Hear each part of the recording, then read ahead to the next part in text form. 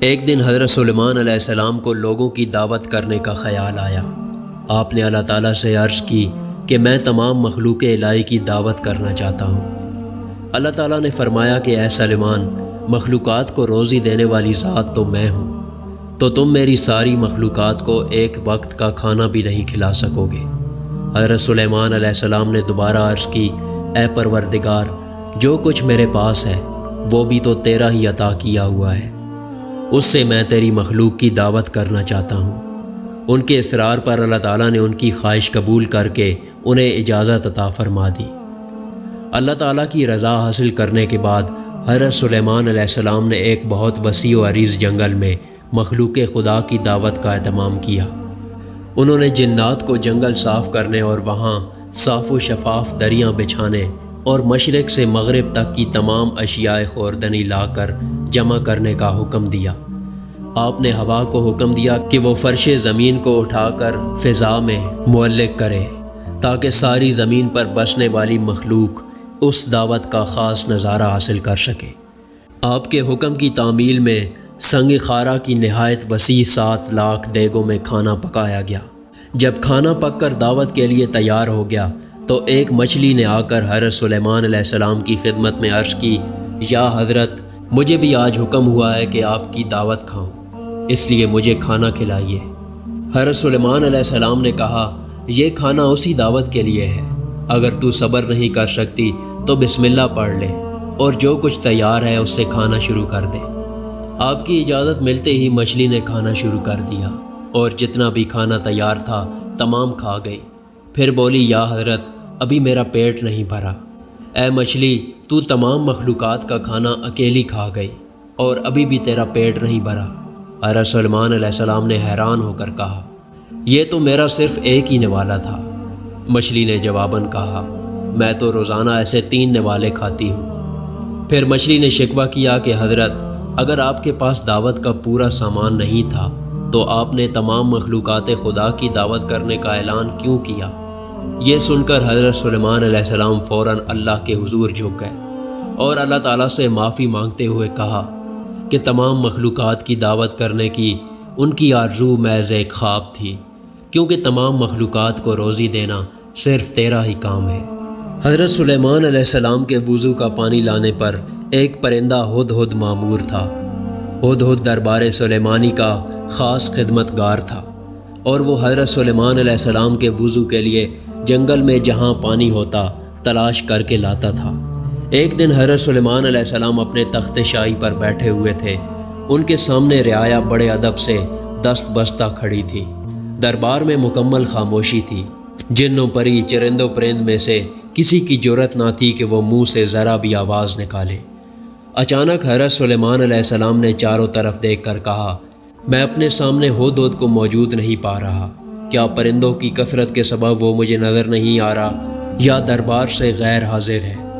سب نے ادھر ادھر دیکھا مگر ہدہد دکھائی نہ دیا۔ حضرت سلیمان علیہ السلام نے کہا، معلوم ہوتا ہے ہدہد دربار سے غیر حاضر ہے۔ میں اسے اس کوتاہی کی سخت سزا دوں گا، بلکہ ذبح کر ڈالوں گا، جب تک کہ وہ اپنے غیر حاضری کا کوئی معقول جواز پیش نہ کرے۔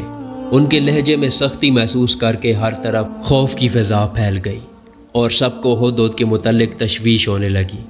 ہدہد کا خیال تھا کہ وہ حضرت سلیمان علیہ السلام کے وضو کے وقت تک دربار میں پہنچ جائے گا، اس لیے سوچا کہ کیوں نہ آج میں بلند پرواز کر کے دنیا کا نظارہ کروں۔ چنانچہ اس نے اونچی اڑان کی اور اسے ملکہ سبا بلقیس کا باغ دکھائی دیا۔ وہ باغ میں اترا تو وہاں اس نے اپنے ہم جنس کو پایا۔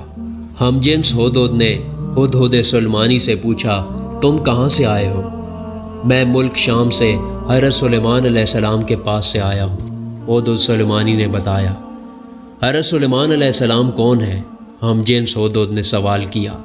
ہدہد سلیمانی نے کہا، وہ اللہ کے پیغمبر اور تمام انسانوں، جنوں اور شیاطین کے بادشاہ ہیں۔ تمام چرند پرند ان کے مطیع اور تابع فرمان ہیں۔ لیکن تم کہاں کے رہنے والے ہو؟ وہ ہدہد بولا، میں اسی شہر کا باسی ہوں۔ اس ملک پر ملکہ بلقیس حکمران ہے۔ اگرچہ تمہارے بادشاہ کا ملک بہت بڑا ہے، لیکن ہماری شہزادی بھی یمن کی ملکہ ہے۔ اگر تم چاہو تو میرے ساتھ چلو، میں تمہیں اپنے ملک کی سیر کراؤں۔ ہدہد سلیمانی نے تیزی سے کہا، نہیں نہیں، مجھے ڈر ہے کہ کہیں نماز کا وقت نہ گزر جائے، کیونکہ وضو کے وقت حضرت سلیمان علیہ السلام مجھے یاد کریں گے، اور اگر اس وقت میں ان کے پاس موجود نہ ہوا تو وہ مجھ پر خفا ہوں گے۔ بلقیس کے ہدہد نے کہا، اگر تم میرے ملک کا کوئی تحفہ ان کی خدمت میں لے جاؤ تو مجھے یقین ہے کہ وہ ناراض نہیں ہوں گے۔ اس وجہ کو معقول سمجھ کر ہدہد سلیمانی اس کے ساتھ چل پڑا۔ اس نے ملک سبا یمن کی خوب سیر کی اور نماز عصر کے وقت دربار سلیمانی میں واپس پہنچ گیا۔ حضرت سلیمان علیہ السلام نے اسے دیکھ کر قدرے غصے سے پوچھا، اے ہدہد، تو کہاں غائب ہو گیا تھا؟ ہدہد نے سر جھکا کر التجا کی، حضرت، بے شک میں قصوروار ہوں، لیکن اپنے قصور کی آپ سے معافی چاہتا ہوں۔ حضرت سلیمان علیہ السلام نے اسے معاف کرتے ہوئے دیر سے آنے کا سبب پوچھا۔